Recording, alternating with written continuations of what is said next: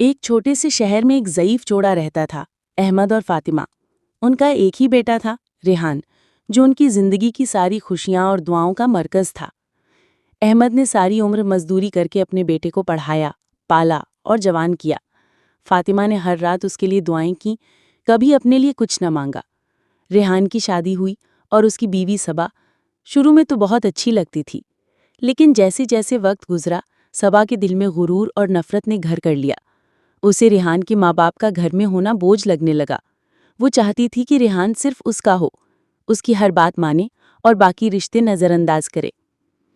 ایک دن صبا نے ریحان سے کہا، تمہارے ماں باپ کا ہمارے ساتھ رہنا مجھے پسند نہیں، اگر تم مجھ سے محبت کرتے ہو تو انہیں کسی اور جگہ بھیج دو۔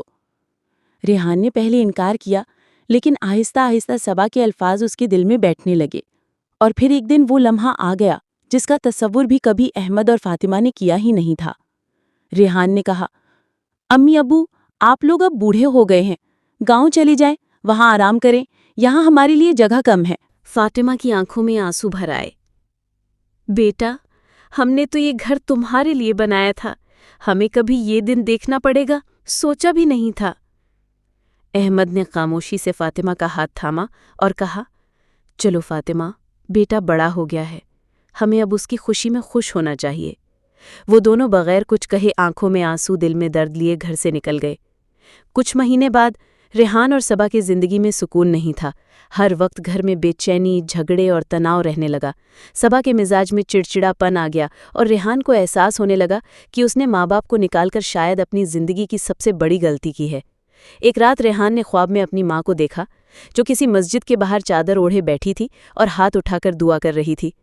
یا اللہ، میرے بیٹے کو ہمیشہ سلامت رکھ، اسے خوش رکھ، چاہے ہمیں اس نے بھلا دیا ہو۔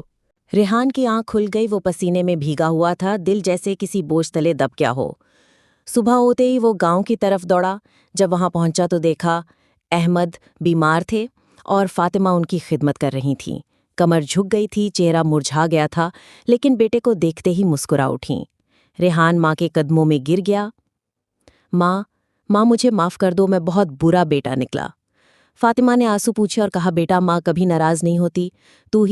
ریحان نے ماں باپ کو گلے لگایا اور قسم کھائی کہ اب وہ انہیں کبھی جدا نہیں کرے گا۔